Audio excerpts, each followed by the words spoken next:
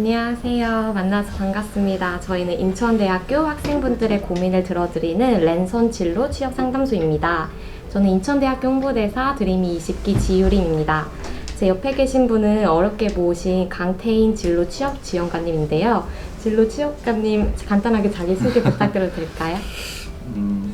저는 이제 인천대에 온 지는 한 5년째 지금 됐고요. 원래는 외국계 기업에서 인사 업무를 좀 쭉 해오다가 인천대 와서 친구들에게 진로나 취업 강의 그리고 컨설팅을 진행을 하고 있습니다.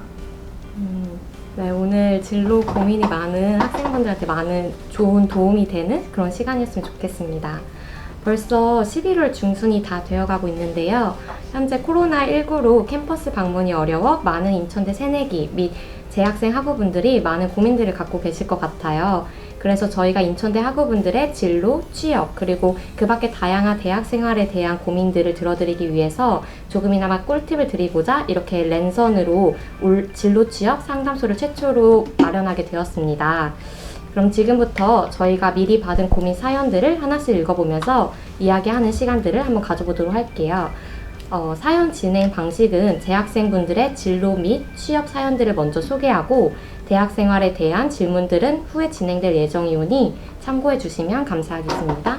네, 그러면 진로 고민들이 되게 다양하게 들어왔는데 먼저 첫 번째 진로 고민부터 한번 얘기해 보도록 할게요.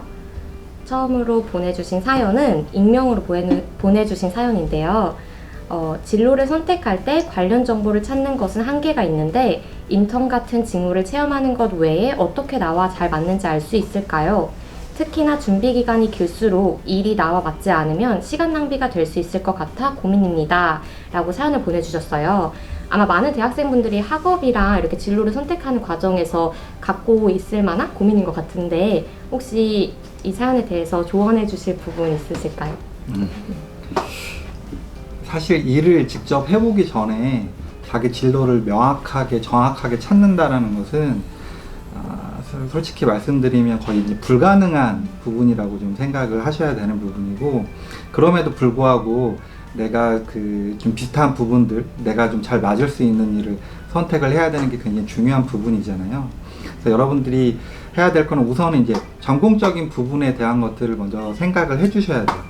전공적인 부분들을 생각을 해 주신 다음에 그리고 나서 내 직업 가치관에 대한 부분들 조금 더 나아가면은 사실은 모든 여러분들이 취업을 할 때 모든 것들은 여러분에 대한 것들에 대해서 물어보게 되거든요. 자기소개서든 면접이든 그런 부분들이 좀 명확하게 물어보는 것들이 중심이 되기 때문에 자기 분석을 할 수 있는 부분들에 대해서 좀 체킹을 해 주셔야 됩니다. 그게 이제 직업 선호도 검사도 있을 수 있을 테고 다른 여러 가지 심리 검사도 있을 텐데, 여러분들이 좀 저학년 친구들이나 고학년 친구들이 진로를 설정하고 취업을 할 때 한 2가지 정도 방법을 쓸 수가 있어요. 처음 하나는 뭐냐면 이런 채용 포탈, 잡코리아라든지 아니면 구글링을 통해서 해당 직무를 검색을 할 수가 있고요. 또 현직자 직무 인터뷰를 여러분들이 좀 확인할 수가 있습니다. 그리고 또 하나는 뭐냐면 여러분들이 관심 있는 직무라든지 그런 쪽에 채용 공고를 좀 검색을 해보시면 소팅을 할 수가 있어요. 해당 부분에 대해서 경영 지원이라든지 생산이라든지 품질이라든지 이런 부분들에 대한 소팅을 해가지고 경력직 채용 공고를 보면 그 안에 이제 지원 조건이라든지 자격이라든지 이런 것들을 좀 볼 수가 있어요. 그거를 하루에 한 10개 정도, 그걸 한 2주일 정도 쭉 보시면 공통된 내용들이 좀 많이 나오거든요. 공통된 내용들을 좀 정리를 해서 내가 부족한 부분들을 좀 채우려고 노력을 해주시고, 그리고 거기에서 요구되는 것들을 내 강점하고 연관되는 게 있으면 나중에 자기소개에서 녹일 수 있는 그런 좀 준비들을 해주시면 조금 더 효율적으로 준비를 할 수 있습니다. 그리고 인턴 외에는 여러분들이 사실 기업에서 요구하는 것들이 채우기가 쉽지는 않은데 인문상경 계열 친구들 예로 들면 공모전이라든지 대외활동 부분들을 내가 특히 관련이 별로 없다 하더라도 조금 다양하게 좀 채워주시면 이력사항에 좀 다양성을 가져갈 수 있기 때문에 조금 상대적으로 유리할 수가 있어요. 근데 저도 이제 저는 영어 영문학과에 현재 재학 중인데 아무래도 공모전이나 대외 활동하는 친구들이 굉장히 많더라고요. 근데 되게 다양하잖아요. 공식 기관에서 하는 것도 있고 그냥 민간 단체에서 하는 것도 있고 근데 그런 것도 다 상관없이 이렇게 다 도움이 되는 그런 활동인지 그리고 수상 기록이 이게 영향을 미치는지 아니면 활동한 것도 이렇게 어떻게 보면 자기소개서에 녹아 쓸 수 있는지가 궁금하거든요. 기본적으로 공모전은 수상 경력이 없으면 사실 인정받기가 굉장히 어렵고요. 대외 활동도 교내 활동보다는 기업이 좀 주관을 하는 그런 교외 대외 활동이 조금 더 인정을 받을 수가 있습니다. 그리고 봉사 활동보다는 그 서포터즈라든지 기자단 이런 것들이 조금 더 효과적으로 보여줄 수 있어요. 그래서 이 대외 활동을 하는 이유는 뭐냐면 기업에서는 이 친구가 본인이 적극적이라고 얘기를 한다 하더라도 그 부분이 진짜인지 아닌지 가늠하기가 굉장히 어렵거든요. 근데 이런 다양한 활동들을 통해서 이 친구가 굉장히 활동적이고 적극적이라는 부분들을 체킹이 가능한 부분인 거죠. 거기를 통해서 직무 연관성을 찾기보다는 이 친구의 그 활동성, 적극성을 볼 수 있는 것들이 그 활동의 의미라고 좀 보시면 됩니다. 네, 좋은 답변 감사합니다. 네, 그럼 두 번째 진로 고민 사연을 한번 들어보도록 할게요. 두 번째 진로 고민 사연은 진로 취업관님께 질문드립니다. 일반적으로 사기업과 공기업으로 나누어지는 것을 알고 있습니다.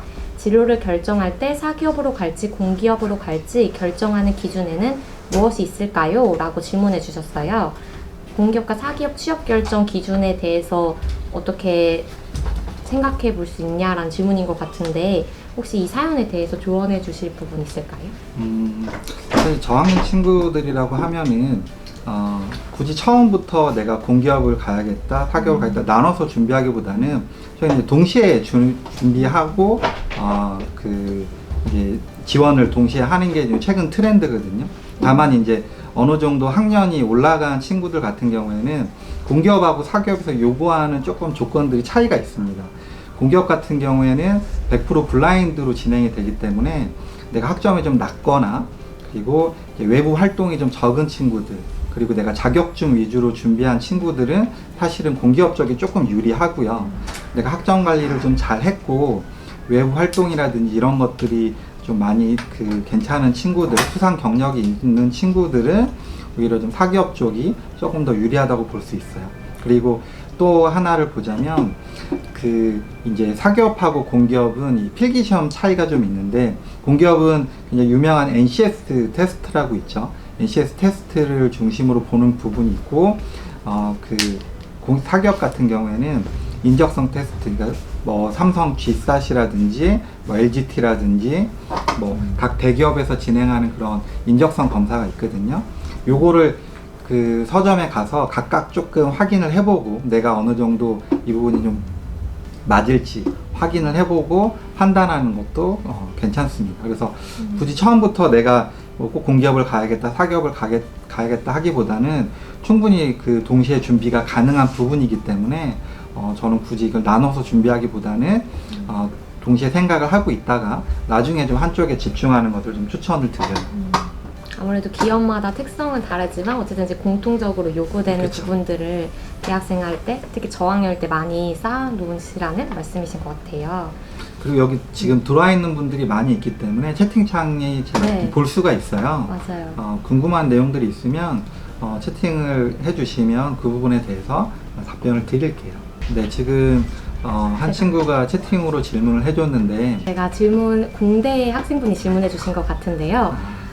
대외 활동을 딱히 안 해도 된다는 말이 있는데 공대 학생의 경우 그 이유가 아무래도 서포터즈 기자단 같은 대외 활동보다 전공에 대한 지식을 더 쌓고 그 외 토익, 토스, 파이썬, 기사 자격증과 같은 스펙이 더 유용하기 때문인가요? 라고 질문해 주셨어요. 그렇죠. 이제 아무래도 이제 인문상경 계열 친구들하고 공학 계열 친구들하고 전공에 대한 습득 방향성이 조금 차이가 나는 거죠. 맞아요. 정확하게 이렇게 따로 떼어서 설명하기 좀 이게 잘못될 수도 있겠지만 공학계열 친구들은 거의 해당 직무들은 어느 정도 선정이 돼 있어요. 그렇기 때문에 이제 공학계열 친구들은 갈 수 있는 직무들이 정해져 있는 측면이 있다 보니까 취업이 좀 유리한 거죠. 그래서 공학계열 친구들은 산업이라든지 기업에 포커싱을 맞추면은 내가 할 수 있는 일이 어느 정도 정해져 있기 때문에 가능한 거고, 사실 인문상경계열 친구들이 취업이나 진로 부분에 설정이 어려운 거는 인문상경계열 친구들이 대학에서 배운 내용들이 기업에서 바로 써먹기에는 조금 이제 너무 포괄적이라서 직무 선정을 해야 되고, 직무 선정해야 되고, 기업이나 산업의 폭이 넓기 때문에 그런 부분들이 이제 취업에 있어서 조금 어려움을 겪는 거거든요. 그래서 이제 대외 활동들로 그 간극을 메우는 거고, 공학계열 친구들 같은 경우에는 대외 활동보다는 사실 전공에 대한 이해도를 높일 수 있는 기사 자격이라든지 언어 역량, 그리고 가능하다면 해당 직무와 직간접적으로 연결될 수 있는 인턴 활동 정도면 충분히 채울 수 있는 부분이 됩니다. 그리고 뭐 더불어서 전공뿐만 아니라 그 외에 뭐 밖에서라든지 아니면 따로 관련 교육을 듣는 것도 좀 도움이 될 수 있어요. 왜냐하면 나중에 여러분이 자기소개서라든지 면접을 볼 때 해당 직무를 위해서 전공 외에 어떤 노력들을 했는지에 대한 부분들을 최근에 많이 물어보거든요. 그런 것들은 내가 전공서 외에 다른 교육을 받을 수 있으면 굉장히 답하기 좀 용이한 부분이 되는 거죠. 그래서 아무래도 공대 학생분들의 경우에는 전공에 충실하되 그것과 연관된 활동들을 아무래도 인문계 학생들보다는 좀 자유롭게, 덜 압박감을 갖고 할 수 있다는 말씀이신 것 같아요. 그렇죠. 그리고 최근에는 여러분들이 이제 토익에 대한 부분들을 많이 준비를 하시는데, 사실은 토익 없이 스피치 레벨만 있어도 거의 대부분의 기업이 지원이 가능합니다. 뭐 공기업 몇몇 군데를 제외하면은 토익을 보지 않고 이제 스피치 레벨로도 충분히 다 가능하고, 삼성이 몇 년 전부터 이제 토익을 보지 않고 스피치 레벨로만 언어 테스트를 진행을 했거든요. 그러다 보니까 다른 기업들도 다 좀 가름이 되는 부분들이 있어서 굳이 이제 토익을 하기보다는 스피치 레벨에 좀 집중해 주는 것이 좀 더 효율적으로 영어 스펙을 쌓을 수 있는 방법이 될 겁니다. 질문을 또 주셨는데 이분도 공대 학생이신 것 같아요. 선생님이 현재 데이터 마이닝, 빅데이터 분석 관련해 관심이 많은데 이 분야에는 국가공인 자격증이 아닌 민간 자격증이 있습니다. 혹여 국가공인이 아닌 민간 자격증도 유용하게 쓰일 수 있을까요? 라고 질문해 주셨어요. 이건 이제 기업에 따라 조금 평가하는 부분에 있어서 좀 차이가 날 수가 있는데요. 내가 그 해당 직무, 그 지식적인 수준을 채우기 위해서 이런 노력들까지 했다라는 부분들은 인정을 받을 수 있는데, 사실 민간 자격증을 취득할 때 좀 돈이 많이 들거든요. 그래서 굳이 막 비용이 많이 드는 민간 자격까지 꼭 필수적으로 따야 된다 이런 것들은 없지만, 아까도 그 선생님이 얘기했지만 내가 직무 수행을 위해서 이런 준비, 노력들을 해왔다라는 스토리로 제시하기에는 괜찮은 부분이라고 생각을 합니다. 그래서 여러분들이 민간 자격을 취득할 때 사실은 거의 뭐 사기 수준의 민간 자격 그런 기관들도 있거든요. 엄청난 비용을 요구하거나 이런 부분들이 하는 부분들도 있기 때문에 비용이 꼭 많이 드는 민간 자격을 취득할 필요는 없고, 내가 좀 적당한 수준에서, 그리고 그 꼭 자격을 인정받고 안 받고를 떠나서 내가 어느 정도 공부가 가능한 수준이라고 한다면 취득을 고려해 보는 것도 괜찮다고 봅니다. 아무래도 민간 자격증이 돈은 많이 드는데 그래도 본인의 취업에 도움이 되면은 고려해 볼 만한 사항이다 라고 말씀해 주신 것 같아요. 지금 쉬어가는 타임으로 퀴즈를 그러면 내보도록 할게요. 퀴즈를 내보도록 하겠습니다. 저희 되게 쉬운 퀴즈니까 빨리 이렇게 채팅방에 써주신 분들이 상품 갖는 걸로. 상품은 어떤 걸 주신 거죠? 상품은 저희 인천대학교를 자랑스럽게 이렇게 나타내는 잠바 새 거거든요, 이게. 굿즈 스토어에서 파는데 굉장히 비싸요. 근데 이걸 이제 요즘 추울 때 입으실 수 있도록 요 인천대학교 과잠과 대용량 배터리죠. 대용량 배터리, 노트북 할 때. 네. 그리고 질문이 하나 또 들어왔는데. 네, 좋습니다. 그래서 이 질문 한번 받고 퀴즈 한 다음에 상품 이렇게 드리도록 할게요. 질문 새로 주신 게 질문은 실질적으로 첫 취업 마지노선이라 불리는 나이가 있나요? 라고 질문해 주셨어요. 근데 현실적인 질문이에요. 이 굉장히 민감한 부분일 수도 있어요. 최근에 친구들이 교환학생이라든지 어학연수라든지 아니면 다른 그 생활 자금 확보를 위해서 휴학을 하고 아르바이트하는 친구들도 굉장히 많이 있기 때문에 예전보다 학교를 다니는 시간들이 좀 많이 늘었거든요. 근데 그런 상황을 기업에서도 어느 정도 감안은 하고 있습니다. 그래서 사기업하고 공기업을 좀 구분해서 좀 볼게요. 공기업 같은 경우에는 학교라든지 전공이라든지 이름이라든지 지역이라든지 이런 것들이 다 표기가 안 되는 게 기본이기 때문에 공기업은 사실은 나이에 대한 마지노선은 없습니다. 그래서 저도 가끔씩 이제 뭐 서울교통공사라든지 인천교통공사라든지 도시공사 이제 전문 면접관으로 나가는데 동안이 유리해요. 나이가 그 나이를 알 수가 없기 때문에 네, 나이를 알 수가 없기 때문에 상대적으로 막 그 경력이 있다 하더라도 좀 어려 보이는 친구들이 좀 유리한 것 같아요. 그러니까 공기업 같은 경우에는 나이에 대한 부분들이 전혀 없는 거고 사기업 같은 경우는 조금 다릅니다. 이제 나이에 대한 부분을 다 표현이 되고 이런 부분들인데 예전에는 제가 인사 업무를 할 때는 암묵적으로 나이 제한이 있긴 있었어요.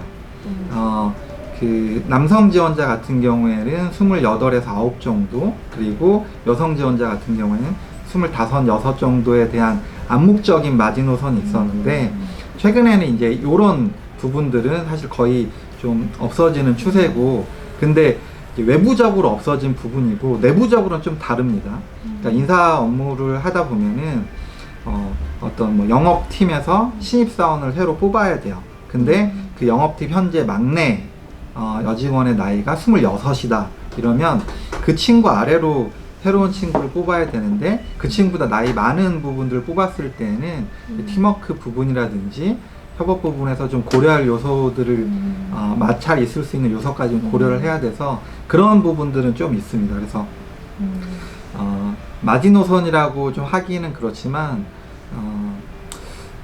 여학생들 한 27, 남학생들은 한 29에서 30 정도 이 정도라고 그냥 어느 정도 생각만 해주시면 좋을 것 같아요. 이게 딱 끊어서 이렇게 나이를 얘기하기는 좀 어려운 부분이 있고요. 개인마다 이제 쌓아온 또 경험들이랑 스펙들이 다르니까 그 나이 네.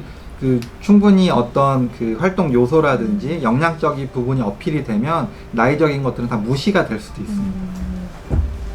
그래서 아무래도 공기업 같은 경우에는 확실히 나이를 덜 신경 쓰지만 사기업 같은 경우에는 암묵적으로 이렇게 존재한다라고 이렇게 답변해 주셨고요. 저는 여기 추가적으로 궁금한 게 아까 말씀해 주신 대로 확실히 대학교를 딱 4년 안에 끝내는 친구들이 저도 포함해서 동기들이나 이제 선배분들도 보시면 그렇게 많지가 않더라고요. 아예 4년을 이렇게 확 다니고서 졸업을 하고 바로 이렇게 취업을 하는 게 보장되는 게 아니니까.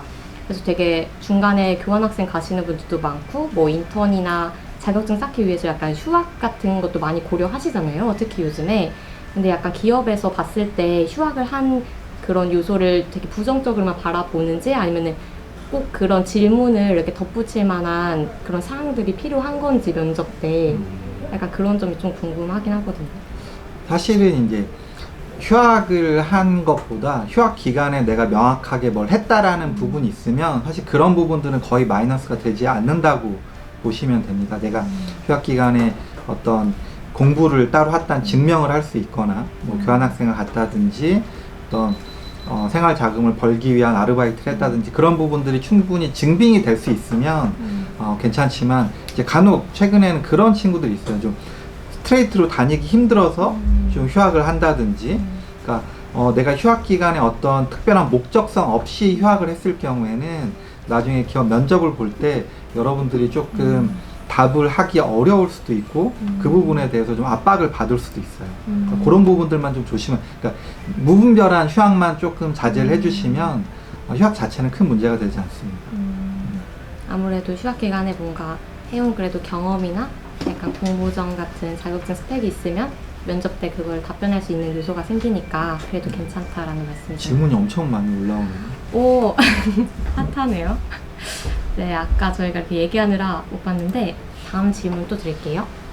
현재 학교 프로그램 중에 1학습 병행 IPP 프로그램이 있는 줄 압니다. 4학기 학년 중 스펙을 쌓는 게 효율적일까요? IPP를 통해 직무 경험을 쌓는 게 도움이 될까요?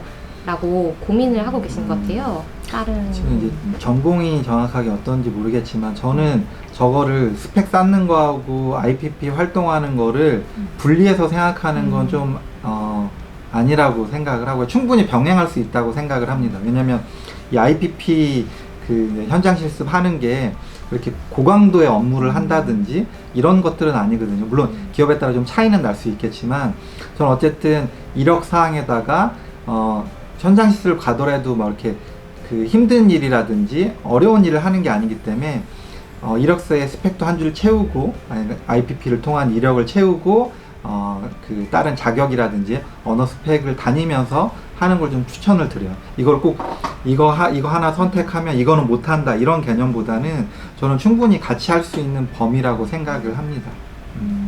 그래서 IPP도 스펙 중에 하나니까 같이 이렇게 경험을 하되 다른 자격증도 같이 시간이 날 때 하면 좋을 것 같다라고 조언해 주셨고요. 다음 질문 가볼게요. 공대 학생분이신 것 같은데 자신의 지원 분야와 관련이 없는 대외 활동이 만약 자신이 원하는 기업에서 개최하는 대외 활동이라면 참여해서 이후 기업에 지원할 때 자기소개서에 작성하는 것이 도움이 될까요? 네, 이거는 충분히 어필할 수 있는 요소가 됩니다. 왜냐하면 그 해당 기업 최근에는 이제 자기소개서를 작성을 할 때 기업의 지원 동기를 쓰는 게 굉장히 어렵거든요. 근데 이 친구 같은 경우 직무하고 직접적인 관련은 없지만 내가 해당 기업에 대한 매력을 느껴가지고 대외 활동을 한 경험에 대해 그걸 끌고 오면은 이 친구는 내가 이 기업에 대해서 좀 오래 전부터 관심을 갖고 있다라는 걸 충분히 어필이 가능하기 때문에 저는 이 부분은 충분히 어필할 수 있는 요소라고 생각하기 때문에 그건 쓰셔도 되고 뭐 대외 활동을 앞두고 있다면 하셔도 굉장히 좋다고 봅니다. 특히 요즘에는 약간 한쪽에만 치우친 인재보다 약간 융복합형 인재를 더 선호하잖아요. 약간 그런 점에서도 그런 부분도 없지 않아 있긴 하죠. 네. 다음 질문 봐볼게요. 졸업 후 창업을 했던 경험도 경력으로서 인정이 되나요? 사실 창업 같은 경우에는 그 경력 산정에 그 보통 그 추산이 되지는 않습니다. 인사 업무를 할 때 간혹 이제 뭐 이게 스마트 스토어도 운영을 하고 뭐 어떤 그 도매 판매 업무를 했던 뭐 가게를 운영했던 경력을 갖고 있는 친구들이 있는데 사실은 이 회사 경력으로 인정받기는 쉽진 않습니다. 근데 본인 이제 역량을 어필하거나 자기소개서에 경험을 쓸 때는 충분히 쓰셔도 되는데 호봉에 인정받는 부분은 어렵습니다. 자기소개서 같은 경우에는 녹아내려서 쓸 수 있지만 딱히 경력으로 인정받기는 좀 어렵다라고 말씀해 주십니다. 네, 저희 인천대학교도 되게 창업 그런 공모전이나 되게 무료로 이렇게 학생분들한테 지원해주는 그런 제도가 되게 많은데 혹시 이런 데서 창업 공모전에서 수상한 기록은 어떻게 보면 도움이 될지 약간 충분히 도움이 되죠. 보면은 그 친구의 이제 도전 의식이라든지 적극성이라든지 이런 부분들은 충분히 어필이 되고 또 이제 영업 쪽으로 가는 친구들이라든지 아니면 SCM 물류 쪽으로 가는 친구들은 그 해당 이런 창업 경험이 있으면 충분히 연결시킬 수는 있습니다. 제가 이제 경력으로 인정 안 된다라는 건 그래서 호봉에 산정이 되지 않는다라는 거죠. 그런 창업 경험이. 네, 지금까지 밀린 질문들 다 답변해 보았고요. 그럼 쉬어가는 타임으로 퀴즈 타임과 경품 추첨 시간이 있도록 할게요. 굉장히 쉬운 질문이라서 빨리 채팅방에 올려주신 분한테 경품을 드리도록 하겠습니다. 강텐 칠로 취업가님이 이번 퀴즈에 당첨되신 분한테 드리고 싶은 상품을 골라주시면 될 것 같아요. 이 아까 말씀드렸던 잠바와 이거 되게 비싼 거거든요. 새 거예요. 누구나 다 점퍼를 원하지 않을까요? 진짜요? 근데 또 누가 들어오셨네? 잠시만요. 네, 이 점퍼와 요 파란색 딱 INU를 상징해주는 요 점퍼, 요 야구 잠바와 노트북 대용량 배터리. 이것도 되게 비싸다고 하더라고요. 네, 실제로 구매할 때는. 7, 8만 원 정도. 네, 되게 거의 비싸다고 벽돌이죠, 벽돌. 네. 그러면 어떤 걸 이번 퀴즈 당첨자한테 어떤 걸 드리고 싶으세요? 점퍼부터. 점퍼부터? 네, 점퍼부터 드리도록 할게요. 네, 퀴즈 나갑니다. 집중해 주세요, 여러분. 저희 인천대학교 도로명 주소를 빨리 채팅방에 쳐주세요. 오, 아카데미 119 맞습니다. 당첨돼. 근데 약간 이게 좀 애매하네요. 이게 정확한 풀 네임은 김지수 학생분이 해주신 인천광역시 연수구 아카데미로 119인데 빨리 답해주시는 이천 학생인데 아무래도 풀 네임이 중요하죠. 정확한 내용이. 그래서 김지수 학생분한테 이 점퍼 전달해 드릴 테니까요. 저희 이 진로 상담 끝나고 따로 연락해 드리도록 하겠습니다. 네, 잘 보관해 드릴게요. 새 것처럼. 새 거예요, 근데. 네. 자, 그렇게 저희가 얘기를 하는 동안 또 질문이 막 들어오고 있어요. 선배들 대부분이 취업을 하기 전까지 졸업 유예를 하는데요. 기업에서는 졸업생 신분보다 대학생 신분을 좋아한다는 말이 사실인가요? 저도 이거 되게 선배님들한테 많이 들었어요. 그래서 일부러 졸업 안 하고 그냥 유예했다 자기 이런 거 되게 많이 들었거든요. 그래서 이게 이제 채용 트렌드가 변했는데 아직 친구들의 정보가 이렇게 바뀌지 않은 거죠. 사실은 한 2010년대 예전에는 그러니까 10년대 초반까지에는 이제 정부 정책상 재학생을 좀 더 기업에서도 그렇고 더 뽑아야 된다라는 기조가 있어가지고 졸업 예정자가 기졸업자보다 조금 더 유리한 부분들이 있었어요. 근데 지금 확실하게 말씀드릴 수 있는 건 졸업 유예한 친구나 기졸업자가 지금은 차이가 전혀 없습니다. 다만 그건 있어요. 그 졸업하고 나서 2년 이내에 취업을 하지 못하면 그 이후부터는 계속 디스카운트가 된다고 보시면 돼요. 1년 넘을 때 디스카운트가 되고 또 1년 넘을 때 디스카운트가 되고. 그래서 여러분들이 졸업을 뭐 바로 하는 건 상관이 없는데 그 텀을 줄여주셔야 돼요. 바로 취업하기까지 텀이 길어져 버리면 여러분 서류 쓸 때도 그렇지만 면접 때에도 계속 지속적으로 물어봅니다.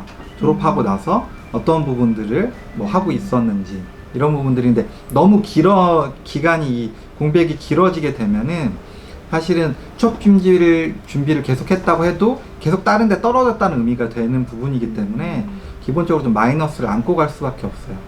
또 다른 하나는 이제 멘탈적인 요소가 되겠죠.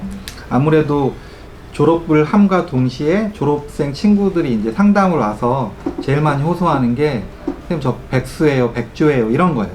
그러니까 어디에도 소속되지 않은 약간 그런 부분들이 멘탈적으로 굉장히 좀 힘들게 만드는 것 같아요. 취업을 준비하는 입장에서. 그리고 또 이미 졸업생이기 때문에 학교에 와서 뭔가를 하는 부분도 좀 어려움을 많이 느끼고 그런 이유들 때문에 유예를 좀 많이 하는 것 같아요. 유예 기간 동안에 뭐 스펙도 좀 업시키고 다른 활동들도 좀 같이 하려고.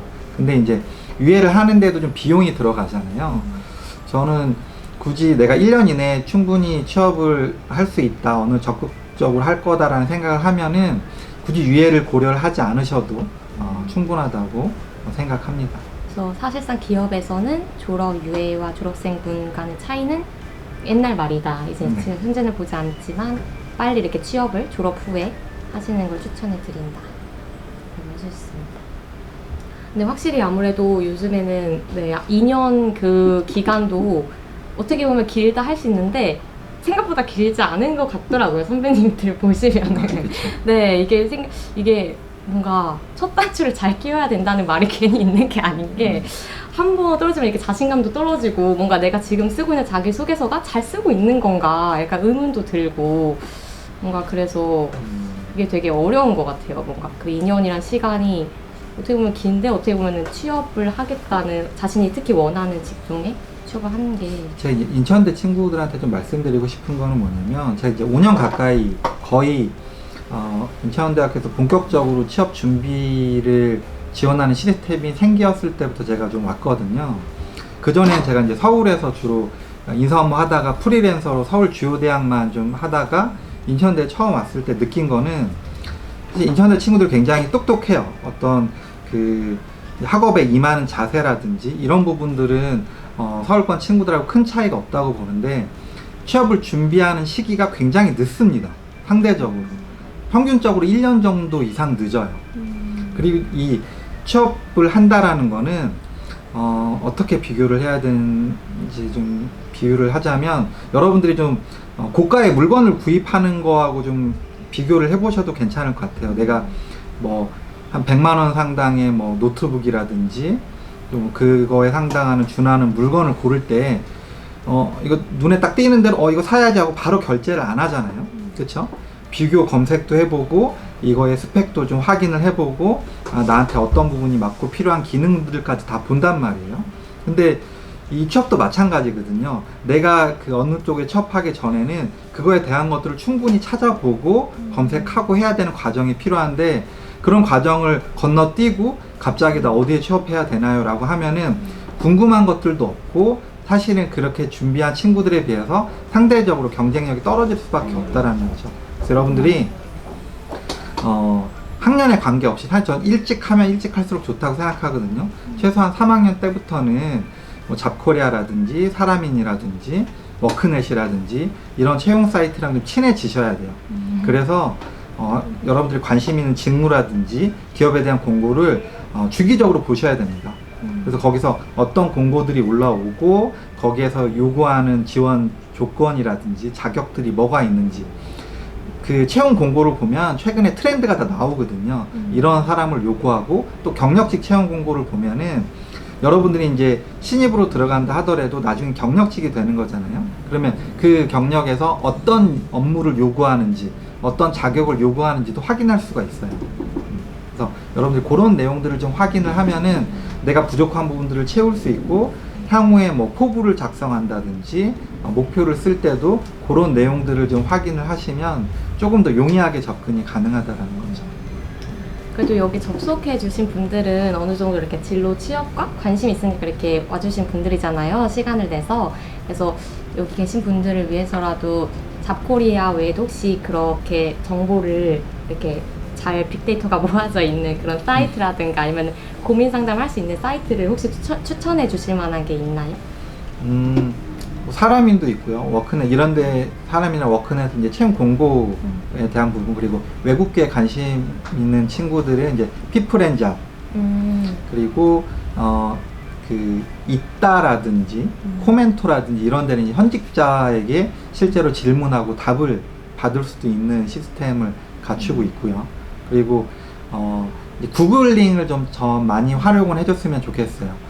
관심 있는 직무라든지 산업에 대한 것들을 좀 치면은 그거에 대한 것들이 나오고 또 기업이라든지 산업에 대한 분석을 할 때는 산업 같은 경우에는 산업통상자원부라든지 LG나 삼성경제연구소 이런 쪽에 대해서 산업 분석을 할 수가 있고 기업에 대한 내용을 좀 찾을 때는 뭐 그 다음 그 증권이나 네이버 증권 사실 이제 증권사 그 이제 금융 페이지가 굉장히 좀 디테일하게 나오거든요. 아니면 한국신용평가 이런 쪽에서 레포트를 좀 기업에 대한 분석 레포트를 보면은 홈페이지에는 기업의 좋은 점만 나오잖아요.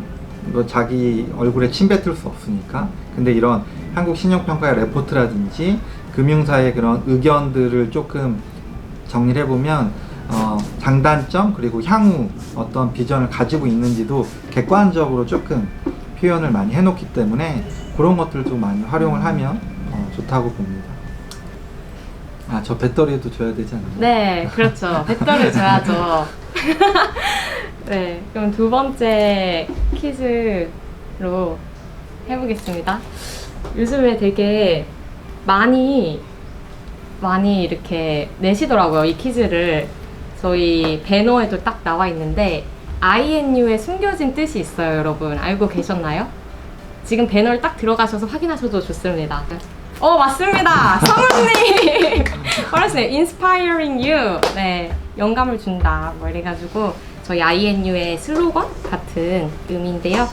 성우님한테 네, 성훈 학생한테 이 대용량 배터리 다 끝나고 전달해 드리도록 하겠습니다. 네. 사실은 이제 뭐 저학년 친구들이든 고학년 친구들이든 그 학교 내에 이제 이런 취업 진로 상담을 받을 수 있는 공간이 있어요. 여기 그 17호간 105호로 오시면 여러분들이 이 스타 INU에서 상담 신청을 한 다음에 어떤 주제로든 상담이 가능하니까 그런 것들을 여러분들이 좀 많이 활용을 해주셨으면 좋겠어요.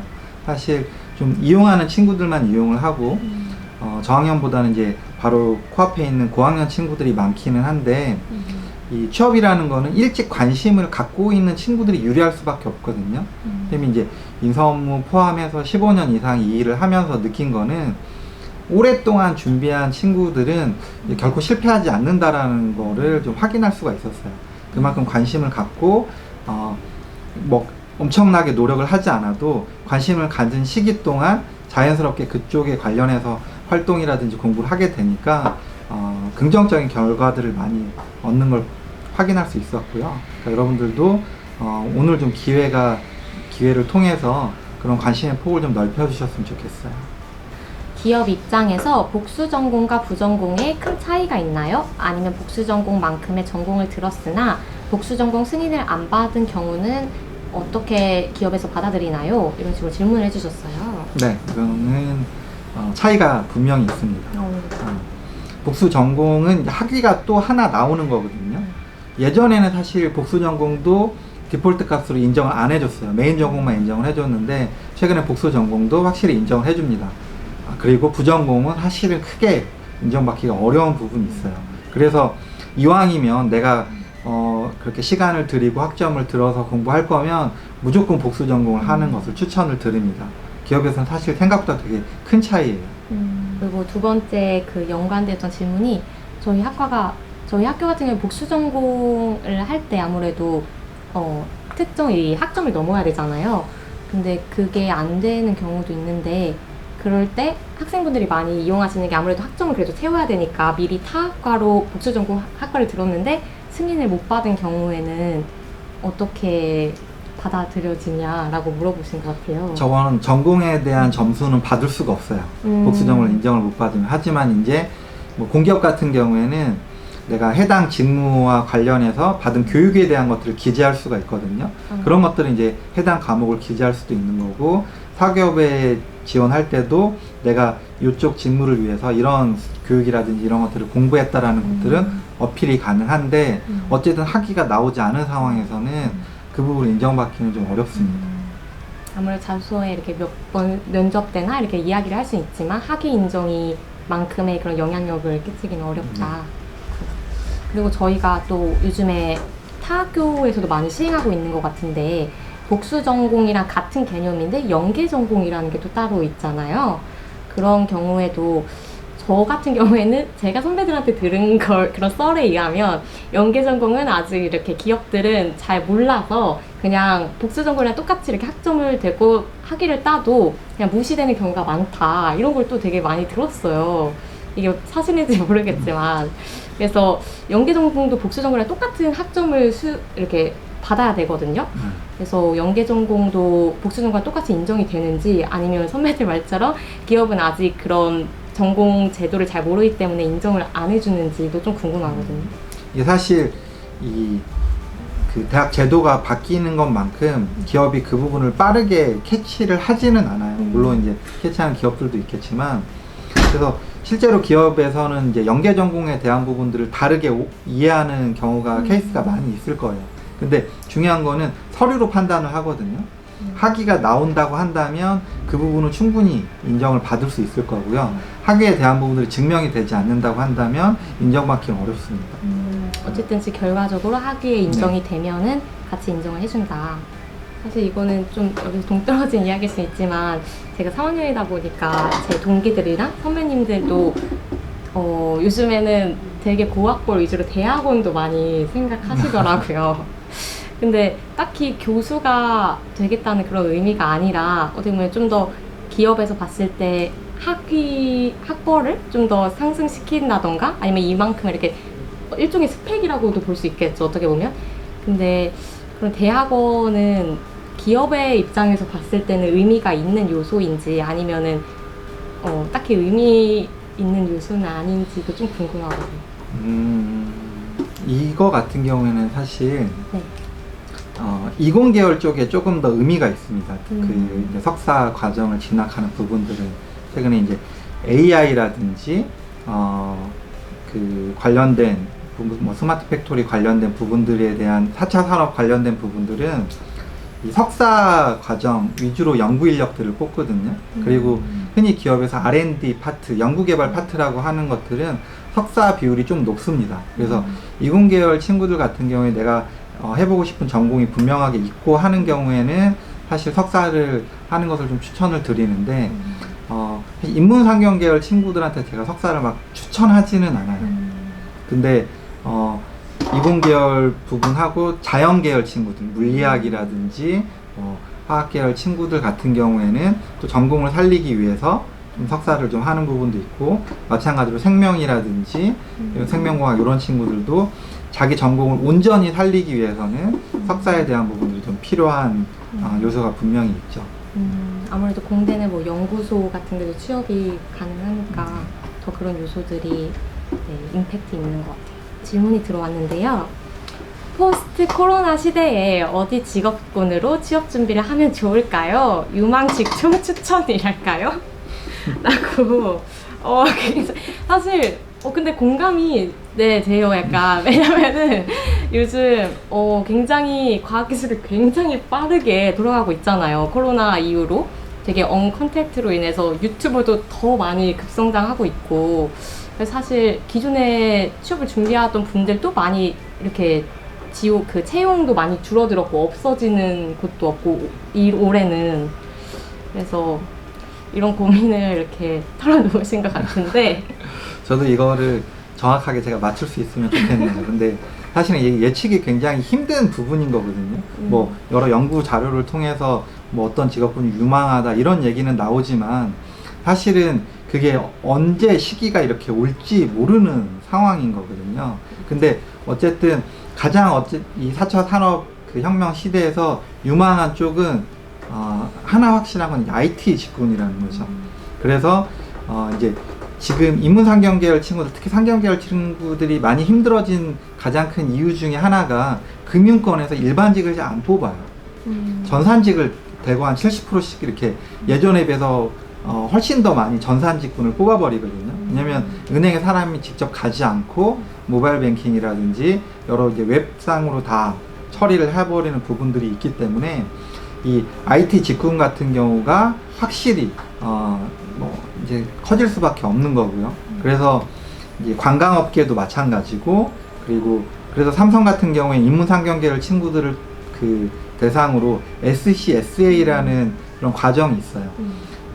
컴공과 같은 데서 4년 동안 배우는 그런 커리큘럼을 1년 동안 인문상경 계열 친구들을 뽑아서 교육시킨 다음에 이제 IT 직군으로 이제 일을 하게 만드는 부분들이거든요. 그래서 다른 부분들을 제가 정확하게 짚을 수는 없지만 어쨌든 IT 역량을 활용할 수 있는 부분이 향후에는 인정받을 수밖에 없고 이미 진행이 많이 되고 있다라는 거. 네, 그래서 아무래도 IT는 끝까지 이렇게 포스트 코로나 시대에도 계속 각광받을 거고, 인문상경 계열 친구분들도 이렇게 다양한 측면에서 그런 스펙이나 자격증을 도전해보는 게 좋을 것 같다라고 말씀해 주신 것 같아요. 또 질문이 들어왔는데, 이공계열의 경우 똑같이 2년이 걸린다면 바로 졸업 후 취업 준비 2년을 추천하시나요? 아니면 대학원 2년을 추천하시나요? 라고 질문을 주셨어요.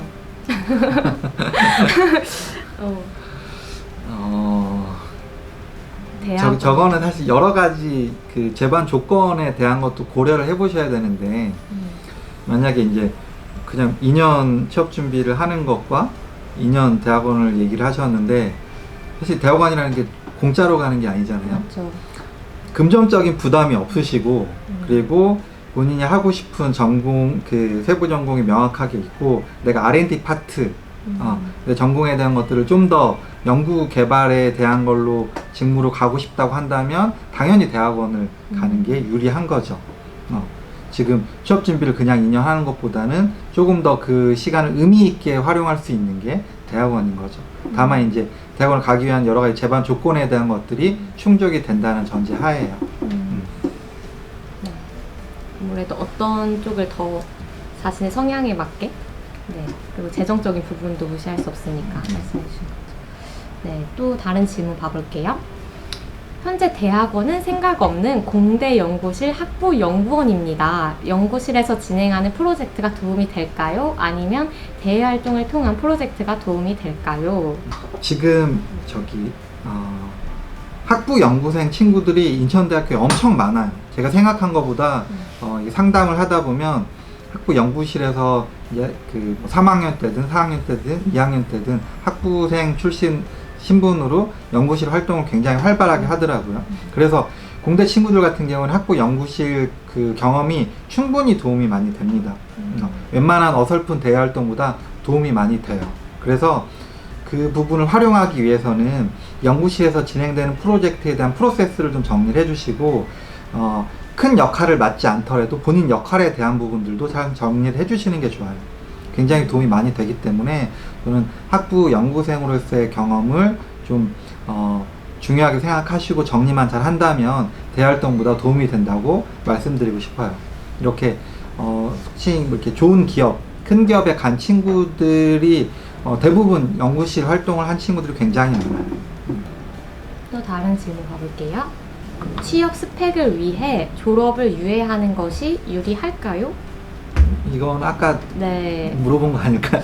저희가 이제 영상을 이제 추후에 유튜브로 이렇게 그래도 이제 네. 나왔으니까 네, 간단하게, 간단하게 좀, 말씀을 좀 드릴게요. 내가 이제 스펙을 그 구비하는 준비 채우는 시간이 1년을 넘을 것 같다라고 한다면 전 유예를 좀 하는 게 효과적이라고 생각을 하고요.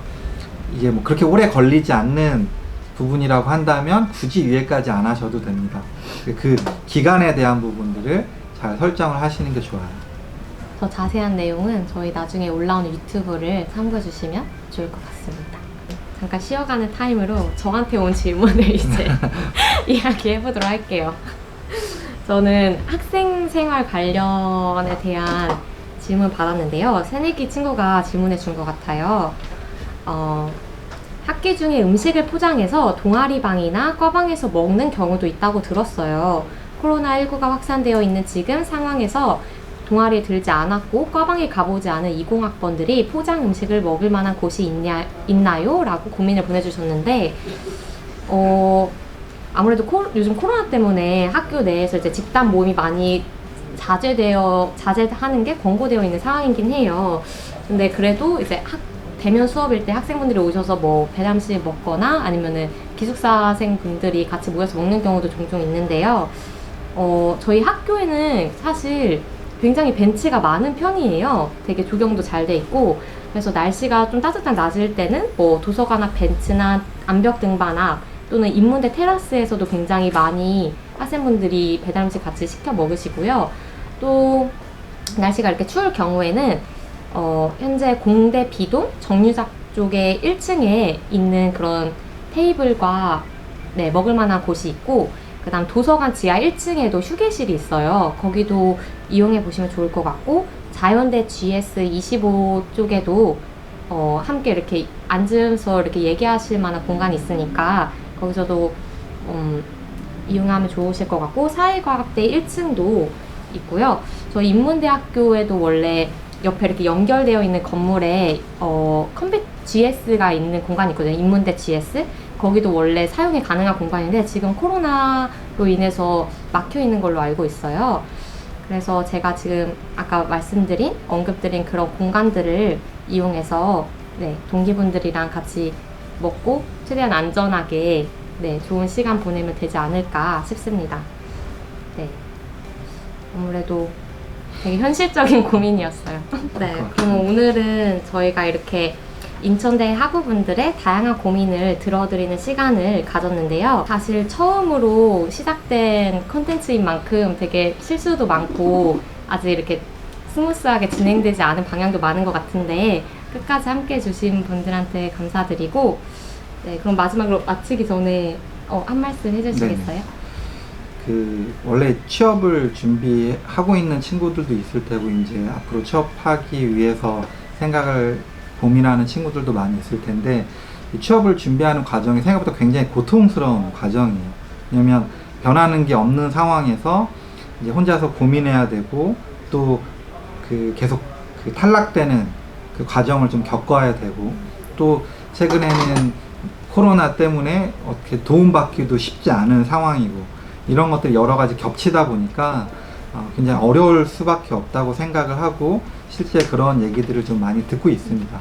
근데 그런 것들을 너무 혼자 고민하기보다는 뭐 이렇게 온라인으로 물어보셔도 되고, 이렇게 직접 그 학교 내에도 상담할 수 있는 공간들이 있기 때문에 조금 꼭 내가 뭐가 정확하게 궁금하지 않다 하더라도 언제든지 문을 두드리시면은 충분히 도움을 드릴 수 있고, 여러분 얘기를 들어드릴 수 있으니까 그런 것들을 좀 염두에 두셨다가 너무 고민하지 마시고 찾아오셨으면 좋겠습니다. 네, 오늘 강태인 진로 취업가님이 되게 어렵게 시간 내셔가지고 이렇게 조금이나마 코로나로 지친 여러분들한테 유익하고 재미있는 시간을 함께 보냈던 그런 시간이었으면 좋겠습니다.